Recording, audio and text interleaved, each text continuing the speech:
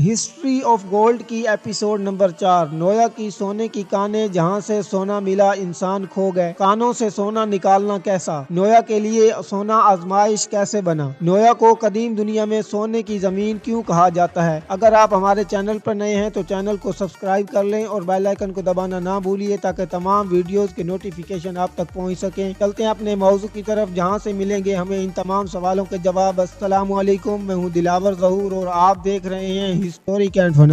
آج سے ہزاروں سال پہلے افریقہ میں ایک علاقہ تھا جسے نویا کہا جاتا تھا۔ یہ خطہ نیل دریا کے کنارے آج کے جنوبی مصر اور شمالی سوڈان کے درمیان واقع تھا۔ ظاہری طور پر یہ ایک عام سا علاقہ تھا مگر اس کی زمین کے نیچے سونا چھپا ہوا تھا۔ شروع میں نویا کے مقامی لوگ یہ نہیں جانتے تھے کہ ان کے قدموں کے نیچے کیا خزانہ ہے۔ بارش کے بعد جب دریا کے کنارے ریت چمکتی تو لوگوں کو حیرت ہوتی کہ کچھ پتھر سورج کی روشنی میں عجیب سی چمک دکھاتے تھے۔ یہیں سے لوگوں نے سونے کو پہچاننا شروع کیا۔ آہستہ آہستہ ریت کو چھانا جانے لگا اور پتھروں کو توڑا جانے لگا۔ یوں پہلی بار نویا کی زمین سے سونا نکلا۔ یہ لمحہ نویا کے لیے خوشی نہیں بلکہ آزمائش بن گیا، کیونکہ سونے کے ساتھ ساتھ طاقتور لوگوں کی بھی نظر نویا پر آ گئی۔ جب یہ خبر مصر کے فرعونوں تک پہنچی تو سب کچھ بدل گیا۔ فرعونوں کے لیے سونا صرف دولت نہیں تھا بلکہ خدائی طاقت کی نشانی تھا۔ وہ جانتے تھے کہ جس کے پاس زیادہ سونا ہے وہی خدا کے قریب ہے۔ اسی سوچ نے نویا کو غلامی کی طرف دھکیل دیا۔ فرعونوں نے نویا پر قبضہ کر لیا۔ مقامی لوگوں کو زبردستی غلام بنایا گیا۔ انہیں پہاڑوں کے اندر سونے کی کانوں میں اتارا جانے لگا۔ یہ کانیں تنگ، اندھیری اور ہوا سے خالی ہوتی تھیں۔ غلاموں کے ہاتھوں میں صرف پتھر توڑنے کے اوزار ہوتے تھے۔ دن رات ان سے سونا نکلوایا جاتا تھا۔ نہ ان کی صحت دیکھی جاتی تھی، نہ جان کی فکر کی جاتی تھی۔ بادشاہوں کے لیے بس سونا اہم تھا۔ کانوں کے اندر حالات بہت خوفناک تھے۔ اکثر سانس گھٹنے لگتا تھا اور کئی لوگ وہیں مر جاتے تھے۔ کبھی کان بیٹھ جاتی اور غلام ملبے تلے دب جاتے تھے۔ ان کی لاشیں نکالنے کی بھی زحمت نہیں کی جاتی تھی۔ اگر ایک غلام مر جاتا تو دوسرا اس کی جگہ لے لیتا تھا۔ کام رکنا نہیں چاہیے تھا۔ نویا کی کانیں انسانوں کے لیے نہیں، سونے کے لیے چلتی تھی۔ یہی نویا کا سب سے بڑا المیہ تھا۔ اوپر زمین پر فرعون سونے کے تاج پہنتے تھے، محل سونے سے سجے ہوتے تھے، اور نیچے زمین کے اندر